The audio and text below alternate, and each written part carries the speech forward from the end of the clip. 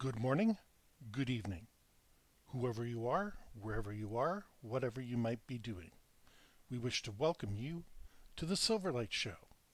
The Silverlight shines to illuminate that which lies hidden in darkness. For those of you tuning in today, we welcome you in.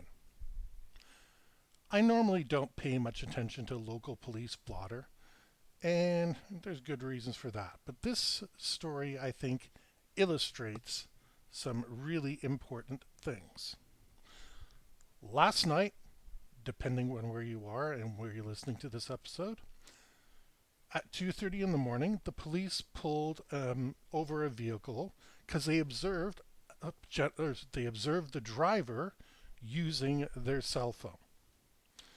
Okay, let's be honest. The laws outlawing cell phones are not really that old, but at the same token, like you just how am I going to say this? It's just not something that you do.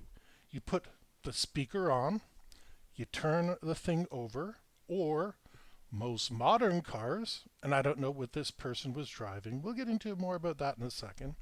Most modern drivers can just click it into the Wi Fi in their car, and Bob's your uncle. You're at a substantially reduced risk.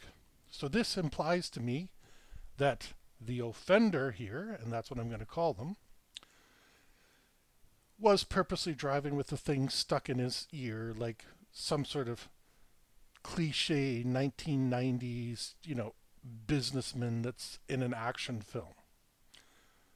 Right there, probably not paying attention to what he did because when the police officer pulled him over and asked for his information, he apparently refused.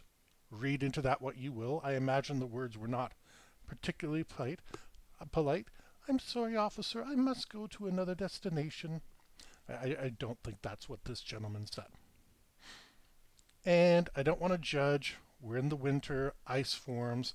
This is more towards the lake, so it is possible that it was a pretty slippery area. That doesn't make the guy innocent, but it does mean he had extenuating circumstances. This is about as far as I can defend him. Cell phone thing, idiot. Not taking road conditions into effect, idiot. Curiously, they tell us that his name is Christian Maryshaw Dixon. Now, I never understand this. It's like on Reddit or something when they tell you the age of the people involved in the story. 90% of the time, it doesn't make a difference. I, 38 female, and 38 maybe, 34 female, and my husband, 35 female, were going to the park with our child. Okay. Doesn't make a difference what your age is at this point, but for some reason they are impelled to tell it to you. This news article is the exact same thing. I don't know a Christian Mary Shaw Dixon. And I imagine if this gentleman was a bit closer to me, I would have heard from him by now. But they included in there, I guess, as a form of public shaming. If I was hiring, I severely doubt I would remember this gentleman's name for any way, shape, or form. Nor would most people that I know. So how is his name supposed to affect my life? It doesn't make sense. But it's included there. They even have his age. Again, don't know why they tell me his age, whether he's 22 or 52. He has still committed several offenses. 5, including dangerous operation of a motor vehicle. Okay, yeah, that's understandable.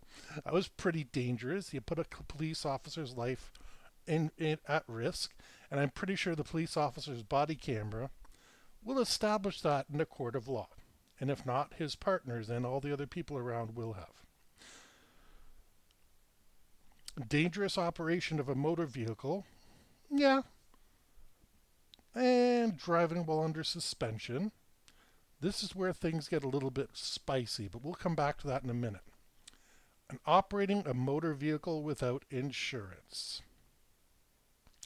Let's talk about that driving while your license is under suspension. It's virtually impossible for you not to know that your license is under suspension. Let's take everybody's favorite people, the one we all know and love, FRO, the Family Responsibility Office, or the people that administer, child support. These people are so wonderful that they can just press a button, bam, your driver's license is gone. Bam, your passport is gone. And they'll just keep hitting those buttons. And they send out a letter out each time. If you're in the process of negotiating your child support with them or negotiating payment plans, they will physically tell you while you're in the room, yes, we are taking your license, deal with it. Because it's to their advantage to be able to say, yeah, we were there, we told them, and why they didn't listen, we don't know. Operating a motor vehicle without insurance. This is one of these things. I understand why the law is in place, because you can rack up a heck of a lot of damage with a car. So you kind of need insurance to operate it. On the other hand, insurance is expensive. My parents told me what their insurance is with 50 years without an accident, and it's relatively reasonable. It's a couple $100 a year, but keep in mind they have both been exemplary drivers. My friend, who's a pretty good driver as well, who most of the time gets clipped from behind or the side or something, and his insurance has gone through the roof. So this Dixon fella, okay, operating without insurance, pretty dumb. But same token, I understand how much money it saves you, and I don't know how long you can drive around without a license or insurance. Apparently quite some time, because as I said, they let you know these things ahead of time. We will suspend your license on January 21st, 2024, unless you do XYZ. Understandable. Now, my sympathies go out to the policeman who is doing a routine traffic stop for a cell phone, which I think is like an $80 fine. And this guy's in the hospital recovering. It doesn't list what the injuries are, but at the same token, you're not taking a shot from a car and standing up and walking away. I've taken a couple, but that was when I was a lot younger, and believe me, the pain is still with me. I should have gotten medical attention. It was just stupid things like, people not respecting stop signs and, stuff like that. Never got hit at a high rate of speed. But this guy accelerating away, I don't know what that would do to a human body, but I suspect it's not a very nice thing. This brings up an interesting question, and it's not one I'm sure we can adequately answer. How many people are riding around with suspended licenses and with suspended registrations, insurance, and stuff like that? I mean, this is 2023. We have all this in various computer databases. The cops can pull up your license plate in your car and see, hey, there's a problem here. The policeman didn't do that. He just saw the guy on the cell phone, and then blammo, literally, and after that is when they discovered all the other things. It's never smart to run from the police. One simple reason. There's more of them than you. I never propose being Rambo and trying to figure out you can take out an entire corrupt city worth of cops by yourself. No. You're going to wind up on the floor, if you're lucky. Well, I never said what condition you'd be in on the floor. And those police body cameras tend to be very selective in what they show. Most unfortunate for law-abiding citizens, but unfortunately a realistic fact of life. Now, do you want to guess the dynamic? Police officer pulls over minority, and minority refuses to cooperate. Guys, this never turns out good for anybody. Not the officer, not the minority, Nobody. And as Mr. Dixon just found out, if you hurt a police officer, they're going to find every darn thing that they can throw at you. They're sticking to the vehicle stuff at the present side, but there's a justifiable argument in there for, well, maybe not homicide, but maybe manslaughter, attempted vehicular homicide. There's all sorts of charges that this guy is probably going to be hit with. As I said, I've never been dragged by a car, but I can imagine how frightening that could be. Now, this officer, when he comes back, is probably going to get a cushy desk job because not trying to make fun of him, not in the least. This is a good excuse for trauma. And he'll be out there in a similar situation, maybe that exact same street, and he starts getting upset because those memories start flooding back to him. We have just incurred the cost of minimum psychological therapy on this police officer. Bare minimum. Let's assume this police officer is Mr. or Mrs. Tough. The article kind of implied it was a male police officer, but it didn't explicitly state their name, which I consider a little bit unfair. They tell you the victim's name, they don't tell you the officer's name while they're doing their job, and they could be critically hurt. Like I said, minimum you got therapy. Well, my family's experience involved a jumper. Do you know what a jumper is? That's what they call it when somebody jumps in front of a subway, because those subways cannot stop. And you have the pleasure of being that operator's seat while your vehicle squishes somebody. And I can tell you it's something that haunts you for the rest of your natural life.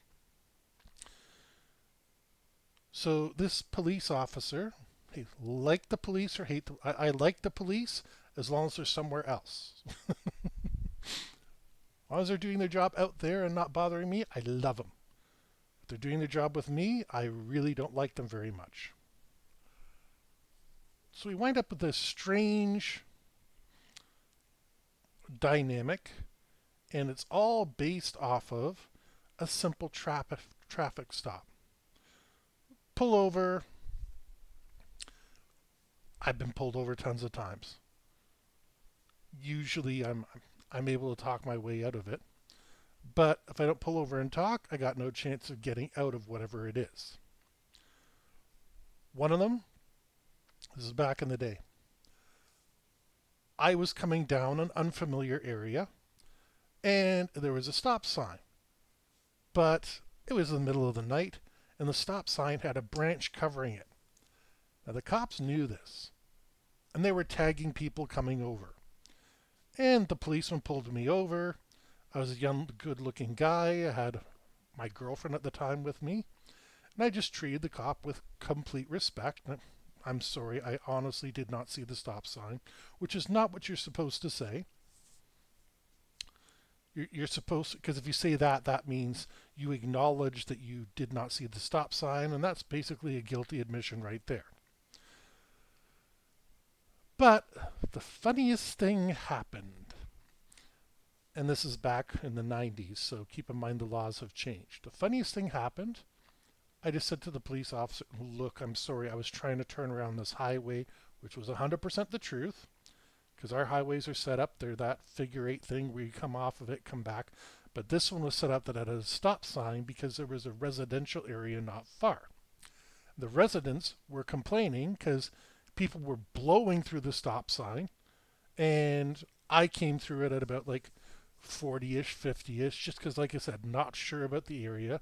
I know I got to do a U-turn, and I know there's a mega mall behind me that's open late, so I'm scanning everything, trying to figure out what happened, and the cops nailed me. Legit, I did go through that stop sign, but the branch covered it.